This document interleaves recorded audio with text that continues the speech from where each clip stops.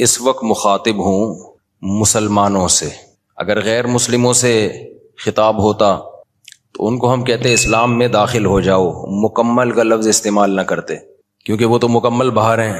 لیکن ظاہر ہے جب مسلمانوں سے خطاب ہوگا تو ہم یوں کہیں گے کہ مکمل داخل ہو جاؤ. داخل تو پہلے سے ہوئے ہوئے ہیں. آج کل اسلام میں داخل کے بجائے نکالنے کا زیادہ ٹرینڈ چل پڑا ہے. ابن انشا ایک مزاحیہ گزرا ہے، اس نے اپنی کتاب میں لکھا کہ دائرے کی قسمیں، ہوتا ہے نا بچے جیومیٹری سیکھ رہے ہوتے ہیں، تو اس نے ان قسموں میں بتایا کہ ایک دائرہ اسلام کا دائرہ بھی ہے، اور اس میں کارٹون بنایا ہوا تھا ایک مولانا صاحب بیچ میں جو ڈنڈے سے لوگوں کو نکال رہے ہیں، اور بتایا کہ پہلے اس میں لوگوں کو داخل کیا جاتا تھا، آج کل اس سے لوگوں کو نکالا جا رہا ہے. کہتے نہیں یہ دائرہ اسلام سے خارج، یہ دائرہ اسلام سے خارج. بیان میں بیچ بیچ میں جو چیزیں یاد آتی ہیں تو میں جمعہ اور اتوار کے بیان میں کوشش کرتا ہوں ان کو بھی چلاؤں، کیونکہ واعظ و نصیحت کی مجلس ہے، جو چیز بھی آ جائے پارسل کر دینی چاہیے، جو بھی خیر کی بات، چاہے وہ موضوع سے ہٹ کے بھی کیوں نہ ہو، اس سے کوئی فرق نہیں پڑتا. یہ جو میں مسلمان کا لفظ استعمال کرتا ہوں، بہت سے لوگوں کو اس پہ بھی اعتراض ہے کہ مسلم ہوتا ہے مسلمان تو نہیں ہوتا. قرآن و سنت میں ہمیں جو لفظ ملتا ہے وہ کیا ملتا ہے؟ مسلم. تو خوب سمجھ لیں الفاظ کے بکھیڑوں میں پڑھنے کی ضرورت نہیں ہے. مسلم مسلمان، اردو میں مسلمان مسلم ہی کو کہتے ہیں.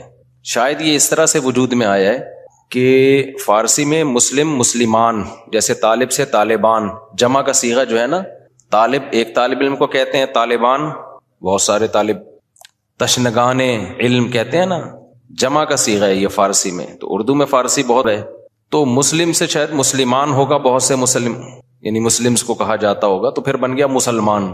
تو اس میں کوئی کچھ ٹینشن لینے کا نہیں ہے. جیسے لفظ اللہ کو خدا کہہ دینے سے کوئی ٹینشن کی بات نہیں ہے، کوئی اتنے بڑا مسئلہ نہیں ہے. اللہ کو اللہ بھی کہہ سکتے ہیں، خدا بھی کہہ سکتے ہیں. فارسی میں خدا، گاڈ بھی کہہ سکتے ہیں انگلش میں. عمل میں مسلمان بالکل زیرو ہوتا جا رہا ہے، الفاظوں کے بکھیڑوں میں پڑا ہوا ہے. تو بار بار میں بات کہتا ہوں، فرقہ واریت ناموں کو دیکھ کے کہا جاتا ہے مختلف فرقے، ناموں کو ختم کرو، تو ناموں کو ختم کرنے میں ایک نیا فرقہ بنا لیتے ہیں.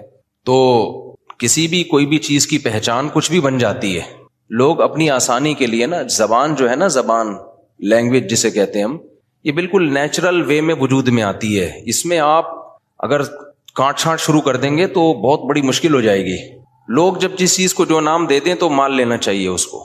اب یہ جو میں بار بار بتاتا ہوں، یہ میرا ٹاپک نہیں ہے، 2 منٹ میں بس اس کو سمیٹ کے آگے چلتے ہیں کہ یہ جو دیوبندی، بریلوی، اہل حدیث اور فلانا ڈمکانا، حنفی، شافی، یہ لوگوں کے دیے ہوئے نام ہیں. یہ غیر مسلم کے مقابلے میں نہیں ہے، یہ مسلمانوں کے آپس کے مقابلے میں ہے. اب جب ایک چیز ہوگی تو اس کو نام تو دیا جائے گا نا. مسلم کے مقابلے میں چاہے دیوبندی ہو، بریلوی ہو، شیعہ ہو، اہل حدیث ہو، جو بھی ہو، غیر مسلم کے مقابلے میں ہم سب کیا ہیں؟ مسلم ہیں. لیکن جب مسلمانوں میں مختلف مکتبہ فکر وجود میں آ گئے تو وہ ایک دوسرے سے فرق کیسے کریں گے؟ مسلم غیر مسلم سے کریں گے. اگر مسلم غیر مسلم سے کریں گے اس کا مطلب آپ دوسرے کو غیر مسلم مان رہے ہو. تو جب مختلف مکاتب فکر وجود میں آ گئے تو ان کا ایک دوسرے سے فرق کرنے کے لیے اسلام کے علاوہ کوئی اور نام دینا پڑے گا. ایک آسان سی مثال دے دیتا ہوں. ہندوستان میں فرقے نہیں تھے تو کچھ لوگ تیجا 40واں کرتے تھے، کچھ تیجا 40واں نہیں کرتے تھے. اب لوگوں نے تو فرق کرنا ہے نا، تو لوگوں نے اپنی آسانی کے لیے نام دے دیا کہ یار جو نہیں کرتے ان کا تعلق زیادہ تر دیوبند کے مدرسے سے ہے، تو لوگوں نے ان کو ہائی لائٹ کر دیا کس نام سے؟ دیوبندی کے نام سے. یہ پبلک کا دیا ہوا نام ہے. اور جو تیجے 40 میں کرتے تھے وہ ایک مکتبہ فکر تھا، ان کے پاس ان کے اپنے دلائل تھے، ان سے چاہے ہم متفق ہوں یا نہ ہوں، لیکن انہوں نے کچھ بنائے دلائل، ان کی رائے تھی. تو جب وہ لوگ بڑی تعداد میں آ گئے اور وہ ربیع الاول میں یہ سب کچھ کرنے لگے جو وہ کرتے ہیں، تو ایک مکتبہ فکر تھا تو لوگوں نے اس کا نام کیا کر دیا؟ کیونکہ ان کا تعلق زیادہ تر بریلی سے تھا تو لوگوں نے خود کیا کہنا شروع کر دیا؟ بھئی یہ بریلوی ہے. اب اگر آپ کہیں نہیں ہم سب مسلم ہیں تو اس کا مطلب یہ ہوا کہ جو تیجے 40 میں نہیں کر رہے وہ بریلویوں سے فرق کے لیے لوگ ان کو نام دے مسلم. اس کا مطلب خود بخود مان لیا کہ جو تیجے کر رہے ہیں وہ غیر مسلم ہیں. اس سے فرقہ واریت کم ہوگی یا بڑھے گی؟ وہ کہے گا یار ہمیں تم نے غیر مسلم بنا دیا. تو مسلمانوں کے آپس میں جب ڈفرینس ہوگا نا تو اس میں فرق کے لیے یہی نام دیے جائیں گے. اب جو لوگ کہتے ہیں میں نہ دیوبندی، نہ بریلوی، نہ اہل حدیث، نہ فلانا، نہ ڈمکانا، تو ہم ان سے کہتے ہیں پھر آپ کا نظریہ کیا ہے؟ آپ کی سوچ کیا ہے؟ تو جو آپ کی سوچ ہے تو وہ سوچ کے لوگ تو پہلے سے پائے جاتے ہیں. تو وہی تو ہو گیا، نام آپ نے وہ نہیں رکھا لیکن وہ سوچ آپ کی پائی جاتی ہے. اور جب آپ اپنے آپ کو کہیں گے مسلم مسلم مسلم تو یہ غیر مسلم سے فرق کے لیے تو مسلم کہا جائے گا، لیکن آپس میں فرق کے لیے اگر مسلم کہہ رہے ہیں اٹ مینس دوسرا کیا ہے، آپ اس کو غیر مسلم مان رہے ہیں. اور آسان کر دیتا ہوں پھر یہ چلتا ہوں آگے. یہ بہت زیادہ فرقے آج کل یہ لفظ بہت زیادہ چلایا جا رہا ہے. اس کے نام پہ فرقے کم نہیں ہو رہے، بنائے جا رہے ہیں، فیکٹریاں لگا دی ہیں فرقے بنانے کی. اب بہت سے لوگ کہتے ہیں ہمارا کوئی فرقہ نہیں ہے، حالانکہ اسلام میں سب سے پہلے 2 بڑے فرقے وجود میں آئے ہیں. یہ تو بعد کے ہیں نا، کسی نے بریلویت کا نام دے دیا، نام بعد میں آئے ہیں. یہ جو سوچ تھی وہ تو بہتوں کی ہمیشہ سے رہی ہے. جو نظریے تھے سب سے پہلے جو وجود میں آئے، جو آج تک قائم ہیں، ان کی بات کر رہا ہوں. وہ شیعہ اور سنی وجود میں آئے ہیں. شیعہ حضرات کا جو بیسک دعویٰ ہے پنج تن پاک، اہل بیت کو اور حضرت علی کو، دیگر اصحاب رسول پہ فضیلت دینا، ان کے اپنے اصول ہیں، وہ ان اصولوں پر عمل پیرا ہیں. وہ 2 نمازیں ہمیشہ اکٹھی پڑھتے ہیں. وہ 3 طلاق کو ایک بھی نہیں مانتے، کچھ ایک مانتے ہیں، کچھ ایک بھی نہیں مانتے. حضرت عمر رضی اللہ تعالیٰ عنہ کے فیصلوں کو بالکل لفٹ نہیں کراتے، تبھی وہ متع کو بھی جائز سمجھتے ہیں. ان میں بڑے فرق تھے ان کے اندر اور سنیوں کے اندر. ان کا عقیدہ بھائی 11 امام ہیں، 12 امام ہیں. وہ امام کو بھی بہت زیادہ امام کو درجہ دیتے ہیں وہ. تو جو یہ عقیدوں کے حامل نہیں تھے، جن کا یہ عقیدہ تھا نہیں بھائی قرآن حدیث اور صحابہ، خلفائے راشدین کو بھی ویلیو دینی ہے، تمام صحابہ کو ماننا ہے، ہر نماز اپنے ٹائم پہ پڑھنی ہے. سفر میں تو اختلاف ہے اہل سنت والجماعت میں آپس میں، لیکن جب حضر میں ہوں گے تو ہر نماز اپنے ٹائم پہ ہوگی. متع حلال نہیں ہے، 3 طلاقیں 3 ہوتی ہیں. تو جن کا یہ کانسیپٹ تھا ان کو کیا کہا جانے لگا، اہل سنت والجماعت. حالانکہ آپ کہتے نہیں جی ہم فرقوں میں نہیں پڑھیں گے، یہ مسلم ہیں، اس کا مطلب آپ نے ان کو کیا مان لیا، غیر مسلم. اگلا قبول کر لیتا اس نعرے کو، وہ کہتا ہے بھائی ہم وہ تو کہہ رہے ہیں ہم تو مسلم ہیں. وہ تھوڑی آپ اس کو 100 دفعہ غیر مسلم کہیں، اگلا ایکسیپٹ کرنے کے لیے تیار نہیں ہے. تو علماء نے کیا کیا بھائی ٹینشن سے بچنے کے لیے کہ بھائی 2 مکاتب فکر ہیں، ایک کو اہل سنت والجماعت کہا جاتا ہے اور ایک کو شیعہ کہا جاتا ہے. پھر اہل سنت والجماعت کو شارٹ فارم میں سنی کہا جانے لگا. میں نے کہا نا زبان جو ہے وہ پرواہ نہیں کرتی ہے، زبان آٹومیٹیکلی وجود میں آتی ہے. لوگ جس چیز میں آسانی دیکھتے ہیں اس کو خود وضع کرتے ہیں.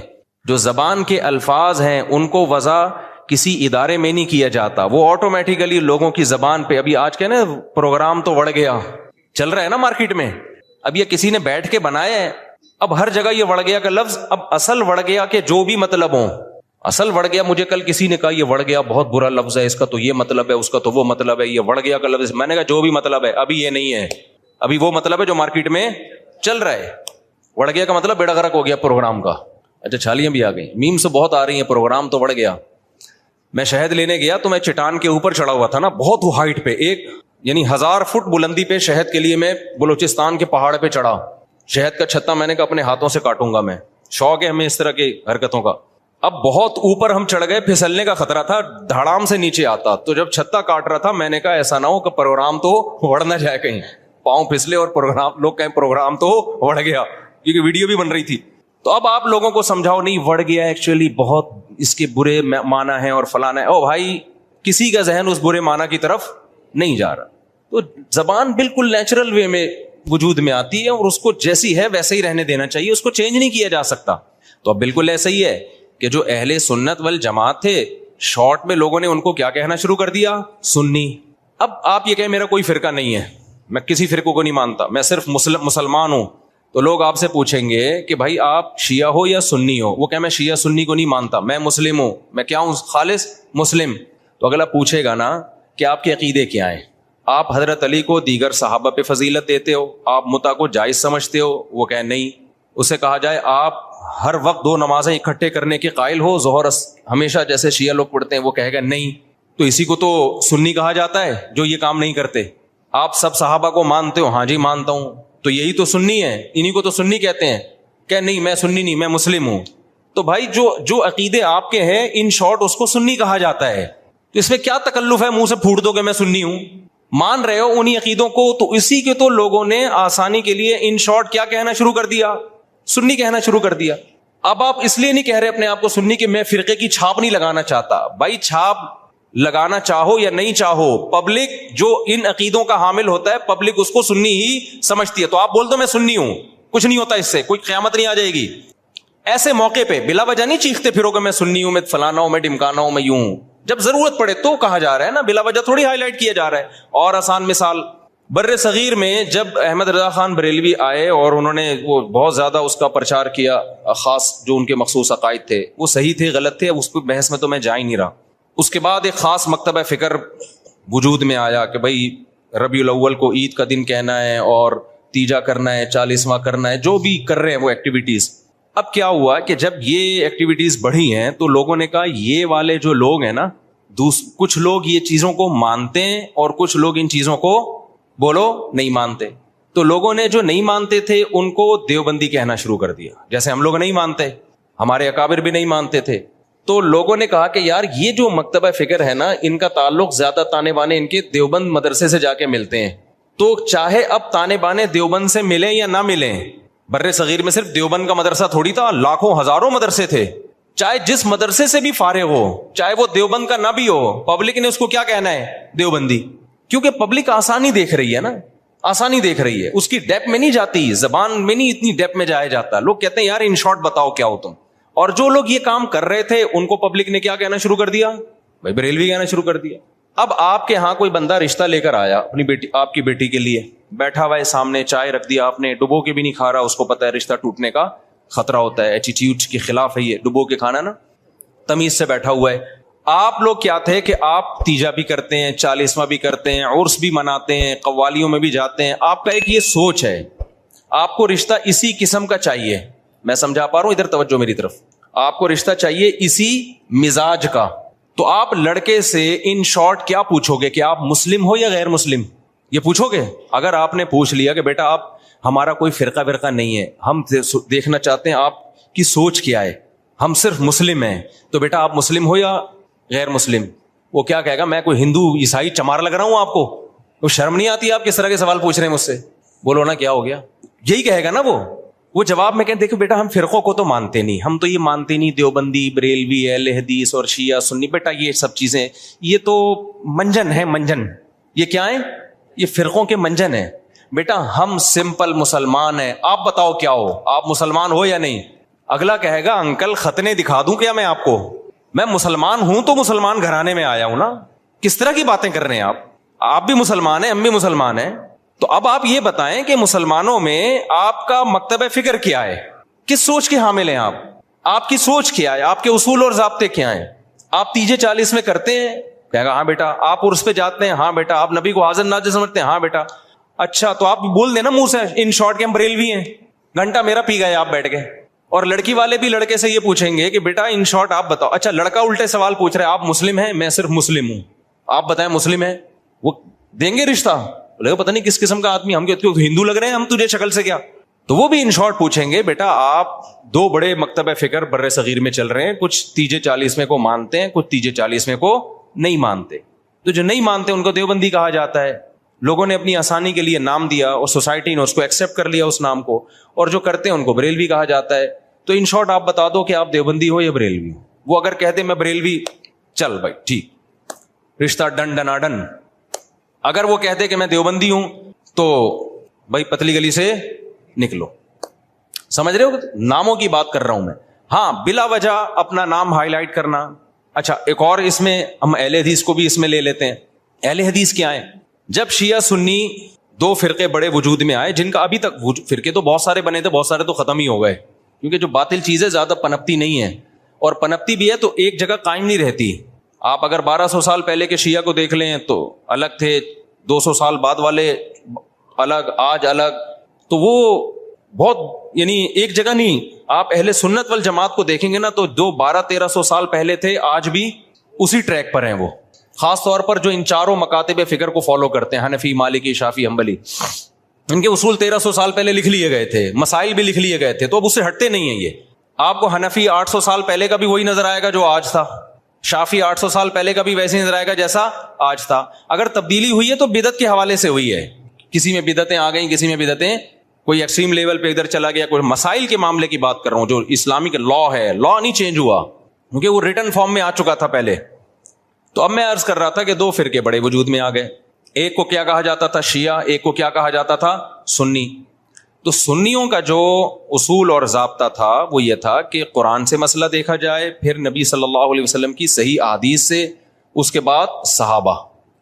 تو انہوں نے اس اصول کو سامنے رکھ کے ریسرچ کی اور باقاعدہ جیسے حدیث کو ریٹن فارم میں محدثین لے کر آئے کہ بھئی اب سینہ بسینہ کب تک چلے گی, اس کو ریٹن فارم میں لے کر آؤ, کتابیں لکھو, ضائع ہو سکتا ہے علم. تو اسی طرح جو مسائل تھے, یہ جائز ہے, یہ ناجائز ہے, یہ مکروہ ہے, یہ حرام ہے, یہ مکروہ تنزیہ ہے, فلاں کام کرنے سے سدا صاحب واجب ہوتا ہے, فلاں غلطی کرو تو سدا صاحب نہیں پوری نماز ہی لوٹانی پڑے گی, ہزاروں مسائل تھے نا. تو ائمہ کرام نے اجتہاد کیا اور مسائل کو ریٹن فارم میں لانا شروع کیا. تو جو اہل سنت والجماعت تھے وہ ان کے 4 مکاتب فکر وجود میں آئے.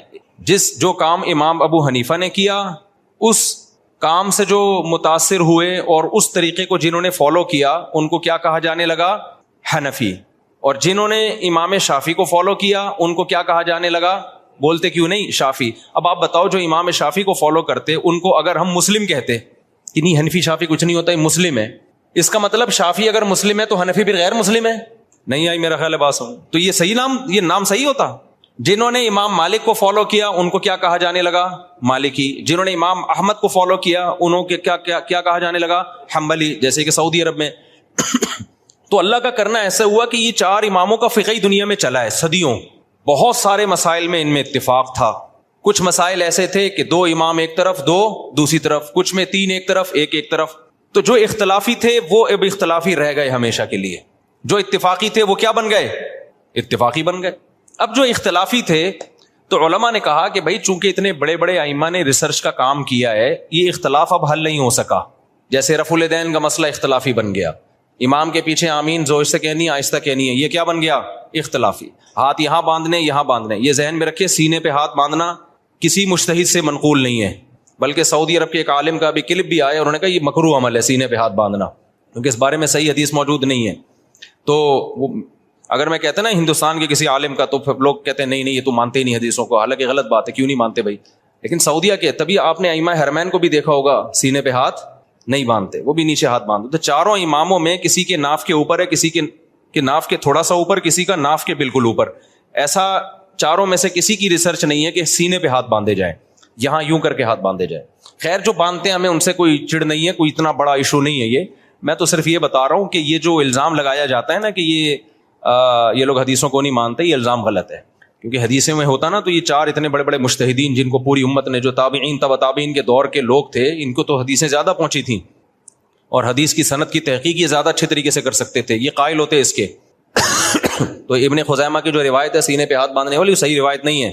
مصیبت آج کل یہ ہے کہ آپ کا جو مذہب ہوتا ہے آپ وہ حدیث کو لازمی صحیح کہنا ہے مارکیٹ میں جو چل رہا ہے, اور جو مخالف کی دلیل ہے وہ لازمی کیا ہے؟ پہلی نظر میں ہی ضعیف ہے. یہ چل رہا ہے مارکیٹ میں. خیر, تو ان 4 اماموں میں جب اختلاف کچھ باقی رہ گیا تو امت کے بڑے بڑے علماء نے فتویٰ دیا کہ بھائی اب یہ اختلاف ختم کرنا ممکن بولو نہیں ہے, کیونکہ صحابہ میں یہ اختلاف تھا. کوئی یہاں ہاتھ باندھتا, کوئی ہاتھ چھوڑ کے نماز پڑھتا. صحابہ میں صحیح حدیث سے ثابت ہے ایک صحابی ہاتھ چھوڑ کے نماز پڑھتے تھے, اور یہ بھی ثابت ہے صحیح سند سے کہ مدینہ والے ہاتھ چھوڑ کے نماز پڑھتے تھے. تو امام مالک نے کہا کہ بھئی مدینہ والے جب ہاتھ چھوڑ کے نماز پڑھ رہے ہیں تو نبی کی آخری نماز تو انہوں نے دیکھی ہے, تو میں ہاتھ چھوڑ کے نماز کے قائل ہوں. ٹھیک ہے, ہاتھ باندھنے والی حدیثیں ہیں لیکن وہ پرانے زمانے کی ہیں. مدینہ کس کو فالو کر رہا ہے؟ نبی کے آخری عمل کو فالو کر رہا ہے, تو میں ہاتھ چھوڑ کے نماز. تبھی مالکی ہے پوری دنیا میں جہاں بھی ہیں کیسے نماز پڑھتے ہیں؟ بولتے کیوں نہیں؟ ہاتھ چھوڑ کے. اب کبھی ہمیں ہاتھ چھوڑا ہوا بندہ نظر آ جائے نماز پڑھ رہا ہے تو ہمیں اشکال ہوتا ہے یار ساری دنیا تو ہاتھ باندھ کے نماز پڑھ رہی ہے, یہ کیوں چھوڑ رہا ہے؟ تو ہم بجائے اس کے کہ بولیں یہ مسلم ہے یا میں مسلم ہوں, تو کیا مطلب وہ غیر مسلم ہندو ہے وہ؟ تو ان شارٹ ہم کیا کہتے ہیں, یہ فقہ مالکیہ کو فالو کرتے ہیں. یہ کیا کرتے ہیں بھائی؟ یعنی مالکی ہیں. یہ کیا مطلب؟ یہ امام مالک کی جو تحقیق ہے اس کو زیادہ اس پر اعتماد کرتے ہیں. حدیثوں میں تو سب کچھ ملے گا آپ کو, جب سب کچھ ملے گا تو کسی نے ایک حدیث کو ترجیح دی دوسری میں تعویل کی, کسی نے دوسری کو ترجیح دی اس والی حدیث میں تعویل کی. میں سمجھا پا رہا ہوں اپنی بات؟ اور یار بہت سے نئے لوگ آ جاتے ہیں تو پرانی مثال دوبارہ ریپیٹ کر دیتا ہوں تاکہ یہ ٹاپک منجی ٹھک جائے, اس ٹاپک کی ایک دفعہ کمپلیٹ ہو جائے, پروگرام بڑے نہیں. دیکھو نبی صلی اللہ علیہ وسلم نے بنو قریظہ کی طرف, بخاری مسلم کی حدیث ہے, ایک لشکر کو روانہ کیا. خوب غور سے سننا تاکہ یہ فرقواریت کے نام پہ جو گند پھیلایا جا رہا ہے نا معاشرے میں, پہلے فرقواریت پھیلائی جا رہی تھی لیکن صاف پتہ چلتا تھا یہ فرقہ پرست ہے. اب لیبل لگایا جا رہا ہے اتحاد امت کا, لیبل چینج کر دیا لیکن فرقواریت پہلے سے زیادہ پھیلائی جا رہی ہے. لیبل چینج ہو رہا ہے اب خالی، یعنی اس طریقے سے پھیلائی جا رہی ہے کہ سانپ بھی مر جائے اور لاٹھی بھی نہ ٹوٹے. تو دیکھو نبی صلی اللہ علیہ وسلم نے بنو قریظہ کی طرف لشکر روانہ کیا. صحابہ کرام کا توجہ ہے نا آپ کی میری طرف. جب لشکر روانہ کیا تو آپ صلی اللہ علیہ وسلم نے صحابہ سے فرمایا کہ تم میں سے کوئی عصر کی نماز اس وقت تک نہ پڑھے جب تک بنو قریظہ نہ پہنچ جائے. اب صحابہ کے پاس اس سے زیادہ صحیح حدیث کوئی ہو سکتی تھی؟ اس کی تو کوئی سند بھی نہیں ہے، ڈائریکٹ سن رہے ہیں نبی کے زبان اقدس سے.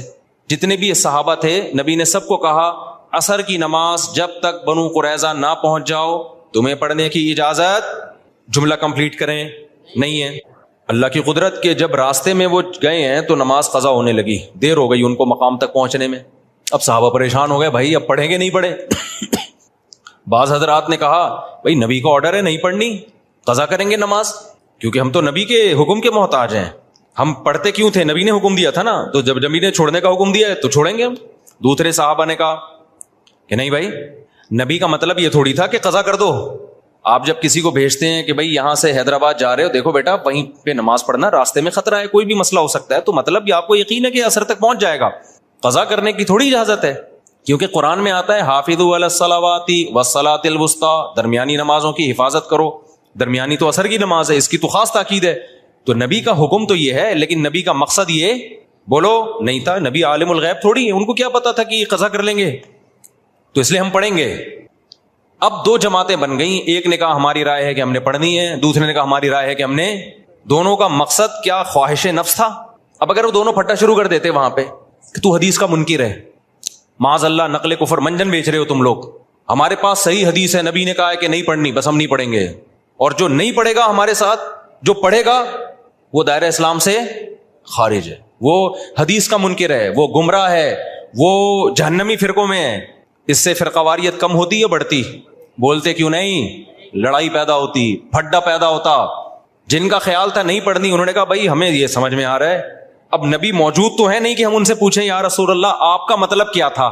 رابطہ بھی نہیں ہے، کوئی فون بھی نہیں تھا اس زمانے میں. دوسرے فریق نے کہا بھائی ہمیں تو یہی لگ رہا ہے کہ نبی کا یہ مفہوم نہیں تھا، وہ تو ہمیں آسانی کے لیے نبی نے حکم دیا تھا، راستے میں خطرات ہوتے ہیں، اب قضا تھوڑی ہو سکتی ہے، ہمیشہ پڑھی ہے بھائی، تو آج بھی پڑھیں گے ہم. انہوں نے پڑھ لی. اب انہوں نے نہیں پڑھنے والوں کو یہ نہیں کہا کہ تم تو مطلب ہی نہیں سمجھتے حدیثوں کا، تمہارے کھوپڑی میں سینس.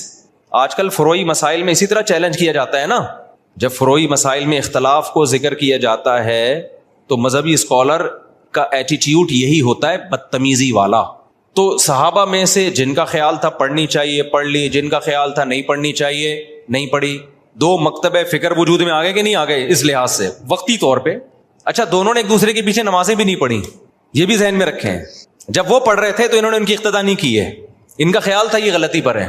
جب ایک جماعت نماز پڑھ رہی تھی تو دوسرے نے یہ ان کے پیچھے نماز نہیں پڑھی، کیونکہ ان کا خیال یہ تھا بھائی نبی کا مقصد، نبی نے حکم دیا نہیں پڑھنی ہے تو ہم کیسے پڑھ لیں. تو وہاں کسی نے فتویٰ نہیں لگایا کہ یہ دونوں ایک دوسرے کے پیچھے نمازیں ہی نہیں پڑھتے، یہ تو ویسے ہی کیا ہیں گمراہ ہیں. بھائی کیسے پڑھے؟ ان کی رائے یہ کہ یہ ٹھیک نہیں کر رہے، اس لیے نہیں پڑھی انہوں نے نماز. تو میری اگر رائے یہ ہے کہ یہ والا مکتبہ فکر سنت کے مطابق نماز نہیں پڑھتا، یا ایسے نماز پڑھتا ہے کہ میری رائے کے مطابق وہ شرائط ہی نماز کی پوری نہیں ہوتی، تو میں نہیں پڑھوں گا. آپ مجھے کیوں گن پوائنٹ پہ مجبور کر رہے ہیں کہ پڑھو اس کے پیچھے آپ فرقواریت کو ختم کرنے کے لیے؟ اس سے فرقواریت تھوڑی ختم ہوگی.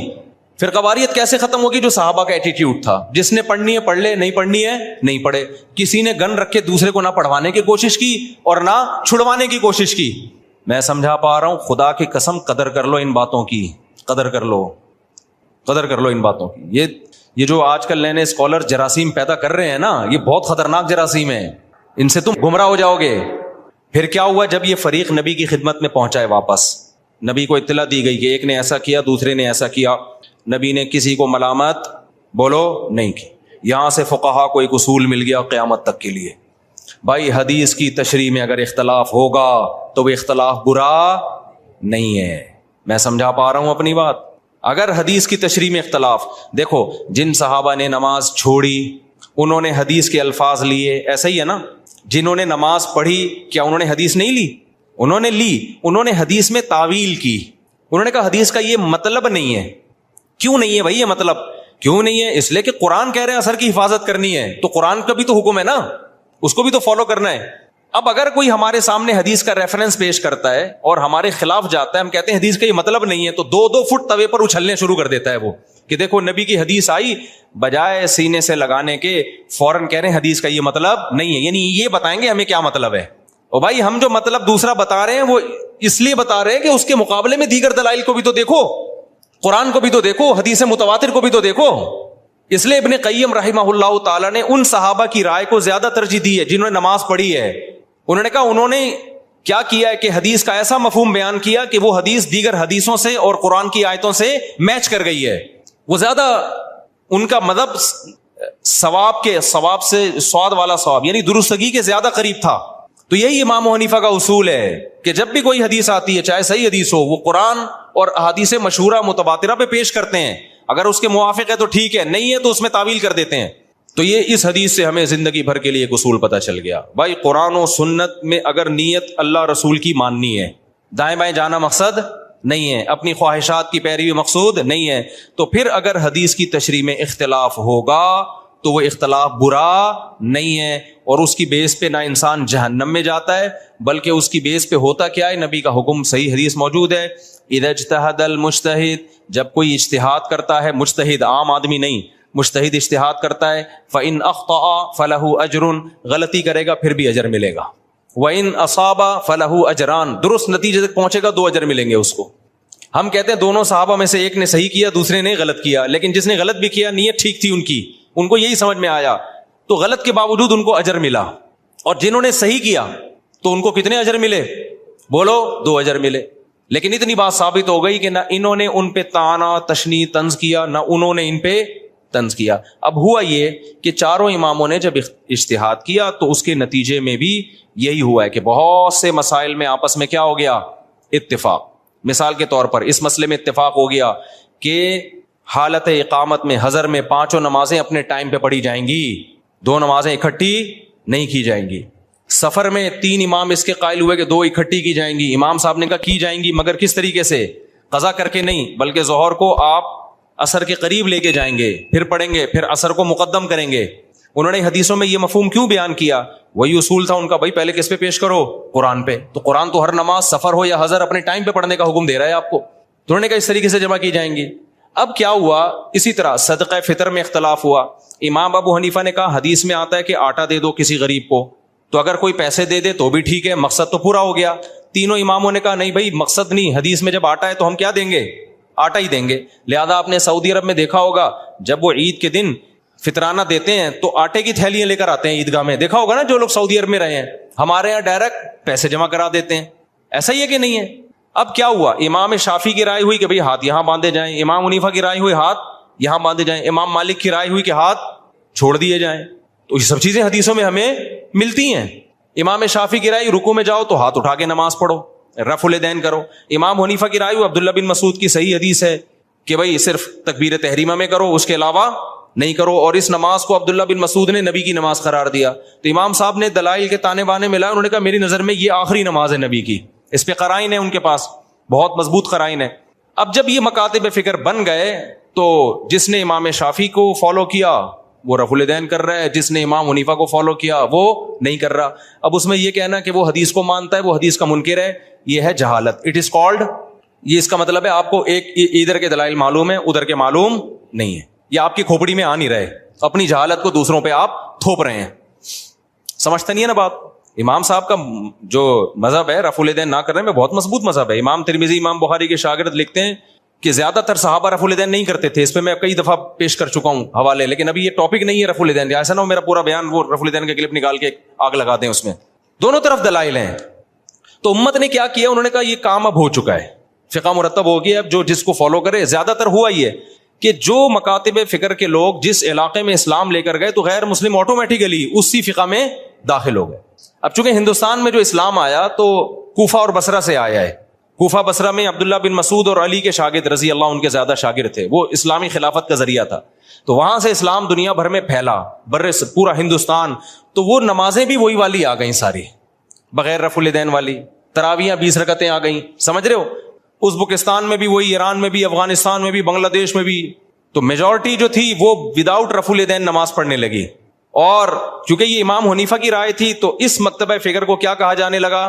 بولو حنفی. اب اگر اس کو ہم مسلم کہتے, اس کا مطلب جو رفع الیدین کرنے والے ہیں وہ کیا ہیں؟ غیر مسلم. تو یہ کوئی عقل کی بات ہوتی؟ یہ میں اس لیے کہہ رہا ہوں, لوگ کہتے ہیں نا نہ حنفی نہ شافی, ہم تو صرف مسلم ہیں. ابے تو پاگل ہے, تو منجن بیچ رہا ہے. بھائی ہم حنفی ہیں, شافعی اور مالکیہ کے مقابلے میں حنفی ہیں. غیر مسلم کے مقابلے میں کوئی حنفی شافعی نہیں ہوتا, اس میں ہم کیا ہیں؟ اس میں تو مسلم ہیں سارے. تبھی ہم بلا وجہ اپنے آپ کو نہ دیوبندی کہتے ہیں نہ حنفی کہتے ہیں. کبھی دیکھا ہم نے بلا وجہ دیوبندی حنفی خام خواہ کی؟ جب بھی کوئی پوچھے بھائی ہم مسلمان ہیں ماشاءاللہ سب لوگ.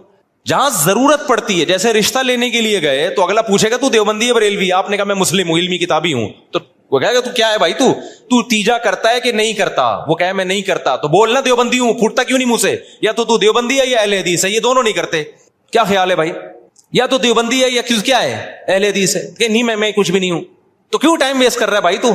آپ اس سے پوچھ رہے ہیں لڑکی والوں سے آپ کیا ہیں, وہ کہیں میں ہم مسلم ہیں. او بھائی مسلمان کیا میں ہندو لگ رہا ہوں آپ کو شکل سے؟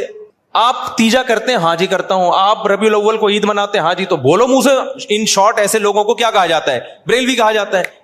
فرقواریت تو جب پھیلتی کہ جب ہم بلا ضرورت ان ناموں کو استعمال کر رہے ہوتے خام خواہ میں. جہاں ضرورت نہیں ہے وہاں بھی اپنے نام کے ساتھ بلا وجہ کا حنفی لگایا ہوا ہے, بلا وجہ کا شافی لگایا ہوا ہے, بلا وجہ کا دیوبندی لگایا ہوا ہے, بلا وجہ کا اہل حدیث لگایا ہوا ہے. یہ تو بلا وجہ کا ہے. پھر ہم کہتے ہیں یار بلا جہاں ضرورت ہوگی وہاں یہ نام استعمال کیا جائے گا, جہاں ضرورت نہیں ہے تو وہاں یہ نام استعمال نہیں کیا جائے. اور جس کا کوئی نام ہی نہیں ہے, کہیں بھی منسوب نہیں ہے, اس کا مطلب وہ بالکل فارغ ہے. اس کا مطلب وہ, کیونکہ جتنے بھی مسلمانوں میں فرقے چلے آ رہے ہیں وہ یا تو یہی ناموں سے ہیں, اور حدیث میں آتا ہے جو اہل حق ہے وہ ہمیشہ رہیں گے. تو آپ جب نئی چیز مارکیٹ میں لا رہے ہو تو آپ کبھی بھی اہل حق میں شامل نہیں ہو سکتے. تو اس لیے جلدی اب ہو گیا تو اب کیا کروں, پھر اس کو جلدی سے نمٹاتا ہوں میں جلدی سے اس ٹاپک کو. تو یہ جو سنیوں کے 4 مکاتب فکر تھے نا, ان میں وہ اختلاف نہیں ہے جو شیعہ اور سنی کا اختلاف ہے, کیونکہ یہ سب قرآن کو مانتے ہیں, حدیث کو مانتے ہیں, ایک دوسرے کا احترام کرتے ہیں, سب بدعت کے خلاف ہیں. تھوڑے ان میں آگے جا کے اختلاف آتے ہیں. تو اس اختلاف کو ختم کرنا اب پاسبل نہیں ہے, کیونکہ اگر پاسبل ہوتا تو اتنے بڑے بڑے ائمہ اور ان کے شاگرد ختم کر چکے ہوتے. اب امت نے کیا کیا کہ بھائی اب بجائے اس کے کہ وہی بحثیں دوبارہ ہوں, امت کی صلاحیتیں جہاد کے میدانوں میں اور بے حیائی کے خاتمے اور بدعت کے خاتمے میں خرچوں. امت کے علماء صلحاء نے فتویٰ دیا بھائی اب کیونکہ ہماری نظر میں اہل سنت والجماعت وہ حق پرست فرقہ ہے, وہ اہل حق میں سے ہیں, تو سنی جو ہے ہماری نظر میں, کیونکہ حدیث میں جو علامتیں بیان کی گئی ہیں ما انا علیہ و اصحابی, جو میرے اور صحابہ کے طریقے پہ چلے گا. تو شیعہ حضرات چونکہ صحابہ کو نہیں مانتے, تو ہماری رائے یہ کہ بھائی ہم نجات یافتہ فرقہ کس کو سمجھتے ہیں؟ سنیوں کو. ہاں ہم لڑائی کے قائل نہیں ہیں کہ شیعوں کو جا کے تنگ کرنا شروع کر دیں, کیونکہ آپ کی رائے سے اگر کوئی اختلاف کرتا ہے تو میں نے بتایا 100 دفعہ اختلاف کرے, اس سے پھڈا نہیں ہوتا. پھڈا جب ہوتا ہے جب آپ منہ پہ جا کے کسی کو برا بلا کہنا شروع کر دو, یا ہر وقت بیان میں آپ ان کو برا بلا کہہ رہے ہو. اپنی علمی رائے بیان کر دیں, اس کے بعد کیا ہو جائیں آپ خاموش. جس نے آنا ہوگا آ جائے گا, نہیں آنا ہوگا تو چھوڑو, رہنے دو. کیا خیال ہے بھائی؟ فرقواریت جب پیدا ہوگی جب آپ اس کو برا بلا کہیں گے. آپ کہیں بھائی ٹھیک ہے بھائی آپ کی رائے, آپ نہیں عمل کریں, آپ 2 نمازیں اکٹھی پڑھیں, آپ جو ٹھیک ہے جیسے ہمیشہ سے ہوتا رہے. کہیں بھی لڑائی کی کوشش ہوئی ہے تو علماء نے اس کو ختم کرنے کی کوشش کی ہے. لڑائی بھی ناجائز ہے, اور وہ طریقہ جس سے لڑائی پھیلے, ممبروں پہ نام لے کے مخالفت کرنا, ممبروں پہ نام لے کے برا بلا کہنا. آپ کہ میں تو لڑائی نہیں کر رہا, تو بھائی ذریعہ تو بن رہے ہو نا. ایک آدمی اپنی ساس یا سسر کے خلاف ممبر پہ بیٹھ کے بولتا رہتا ہے, جب وہ آئے گریبان پکڑے مارا انہوں نے اس کو, سالوں نے مارا, تو کہہ رہے میں نے آج تک تم پہ ہاتھ نہیں اٹھایا, تم پتہ نہیں کیوں مجھے مار رہے ہو, میں تو ہمیشہ محبت کی بات کرتا ہوں, میں نے کبھی تمہیں نہیں کہا کہ لڑائی کرو. کہہ رہے ہیں بھائی تو لڑتا نہیں ہے لیکن تو باتیں کر رہا ہے کہ لڑوانے والی. تو بعض لوگ گھننے بنے ہوئے ہوتے ہیں. تو شیعہ سنی لڑائی ہمارا ملک اس کا متحمل نہیں ہے. جو ان کا عقیدہ ہے بھائی وہ ان کو کرنے دو. آپ محبت والے انداز سے دلائل کی سے لوگوں کو بتا دو بھائی یہ ہماری نظر میں ٹھیک ہے اور یہ کیا ہے غلط ہے, تمہاری مرضی, ادھر چلے جاؤ ادھر آ جاؤ, یہ طریقہ صحیح ہے. تبھی ہم سے ہر طرح کے لوگ ملتے ہیں, شیعہ بھی ملتے ہیں, اہل حدیث بھی ملتے ہیں, ہر طرح کے. ہم حالانکہ میں تو دلائل سے بات کرتا ہوں کہ بھئی یہ ہماری نظر میں ٹھیک ہے. یہ لڑنے بڑھنے والی بات بولو نا, کیا ہو گیا؟ نہیں ہے. ملک میں پھٹے پہلے کم میں چل رہے.